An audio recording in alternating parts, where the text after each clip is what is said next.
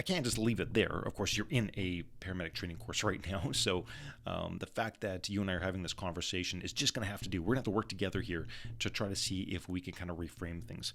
So here's a couple questions I'd like to ask you. And I am not a psychologist. So answer these questions as truthfully as you can. And it might give you some indication as to why you might not be feeling as confident as you think you could be. So the first one is, do you actually have some kind of a supportive system backing you up?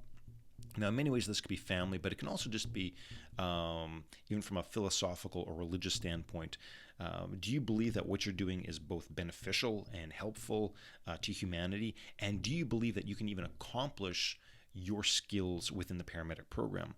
This supportive system can also include the classroom environment as well too. Do you have really supportive instructors that are nurturing and elevating your performance, or do you have instructors that are effectively doing everything they can to show your incompetence? All right. Do you get any wins through them in that regard? The next one is, what previous success do you have? Now, some of you listening to this might go, oh, like, I don't know, like graduate high school, what? And this is actually really important because the previous successes that you have leads into your current self-confidence. And I have had students, again, I'm not picking on anyone, fresh out of high school, but if you are, out of high school with very limited life experience and not a whole lot of successes to be able to reflect upon, there's a strong chance that you're going to have low self-confidence because you just haven't experienced what it feels like to accomplish something. The next thing is when an instructor, for example, or even a family member provides you with some criticism, how do you interpret it? So highly confident people are able to see the value of criticism. So it doesn't strike to their core. They see that it's a way that enables and empowers them to improve. So if you're the kind of individual who really gets irritated and irate when another person criticizes you, you're actually kind of removing a layer that's showing a degree of potential lack of self-confidence that we can absolutely try to work upon. And the last one here is the fact that I'm actually even asking you these questions. Can you self-assess? Can you actually quantify your own performance? And most of us overrate our own performance.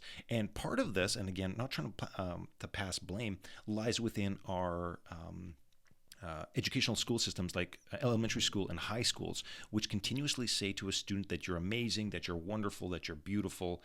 And they think that that's actually trying to breed confidence in a student, but it actually doesn't. So if you've been hearing over most of your life that you're just amazing and outstanding, and then you come into the paramedic program and you start failing scenarios and exams, you're like, what's happened to my self-worth? Now, if you're able to reflect on this, we can actually kind of go forward a bit. This is the chart that I'd seen for several years and I thought was just bullshit. But when I graduated from paramedic school, I won't lie to you, the first few months were some of the most unsettling of my career because I was in this one particular area called conscious incompetence. And what it means is that you are aware of what you don't know. As an advanced care paramedic, when I graduated, I knew all these just wickedly nasty pathologies that could happen to a person. And I also knew what my abilities were and weren't. I knew that I was still trying to master things, that I still didn't have good muscle memory, that I was still overthinking things. And this might be where you're at. All right. The unconscious incompetence, which is the one on the top left-hand corner, that's bliss. All right. That's when all you know is that if it bleeds, put some pressure on it. If there's no breathing, do some kind of artificial respiration. All right. That's a wonderful place to be. It's not correct, and that's how you can actually do a lot of damage. And most of us would love to get to the point of what they call unconscious incompetence, which is in that top right-hand corner, which is when we've actually mastered things. Here's the deal.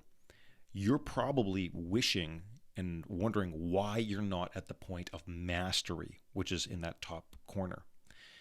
That takes time and years of experience to get to. And sometimes we're told by our instructors that we're mastering something when all we were doing is just being competent, doing the skill, passing the skill, moving on. How effective is the U.S. Navy training program. Well, they do something that most navies don't do. So tough enough as it is to land an aircraft on an aircraft carrier in the middle of the ocean during the day, they're one of the few military organizations that do this also at night. And this is the payoff. This is the payoff for all that training that they're actually doing. And so let's just think about this for a second. Do these fighter pilots and military aviators have a support system? Yeah, they absolutely do. There's no one in their squadron who is saying, I don't think you can do that.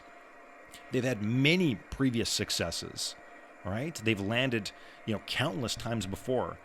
They are criticized and critiqued every single landing. And this is what their view is. That's all they see on the left-hand side of their screen. That's their view when they land at night.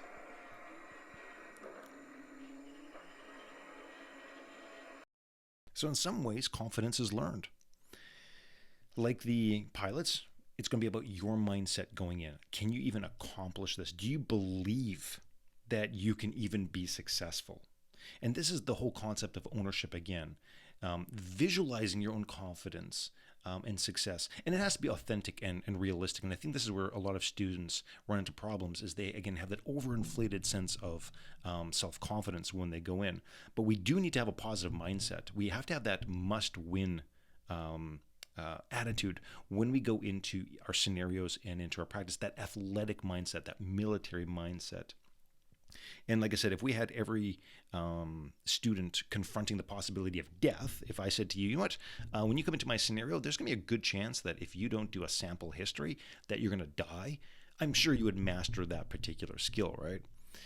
And the value of practice just can't be underemphasized. And here's the catch-22. How much practice do you really get on your paramedic course? Well, some institutions, of course, are better than others when it comes to this.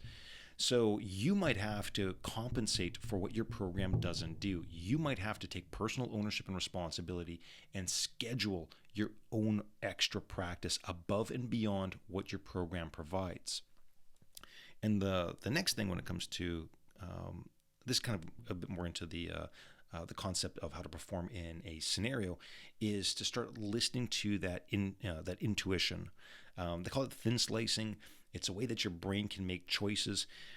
Many students that go into scenarios when they're under a lot of pressure sometimes haven't developed the ability to listen to the little voice, which is their training.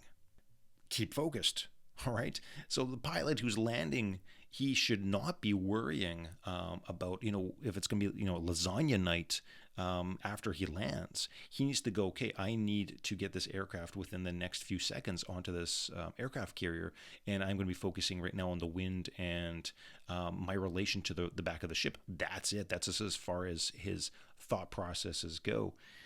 So for you, it actually might be a matter of focusing on airway management, of just going, okay, you know what I need to absolutely do right now is I need to get an OPA in, get 2 NPAs, get the head position back, and call for a code blue assist. What's my next step? Okay, I need my partner to get a bag valve mask and at 15 liters per minute with end tidal. All right. Next, break it down into those chunks, short-term goals. You shouldn't be worrying about what your instructor's thinking while they're precepting or evaluating you. And this takes time. This takes time for you to get into that athletic mindset. Again, most of our football players, they just focus on the absolute next play, and that's how come they're successful.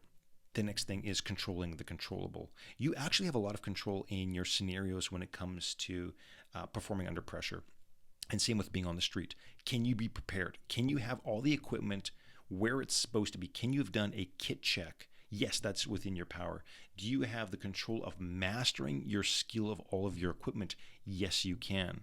So you can't control necessarily what scenario you're going to get. You can't control a patient in real life as to how they're going to present, but you absolutely have control over all of those extra elements of being prepared with a toolbox that is well stocked and the abilities to deploy it as needed. And lastly, use this whole concept of tactical breathing. If you're starting to get stressed out, that whole limbic system activation we've been talking about and I've been hammering on, This is your time to go into your 4 count breathing and try to calm down so that you can re-engage your brain so that it can be thinking through the situation. The fact that you're on my course demonstrates your willingness to improve. If you continue on this path of self-discovery and focusing on what you can control, you will inevitably have mastery, competency, confidence, and ease.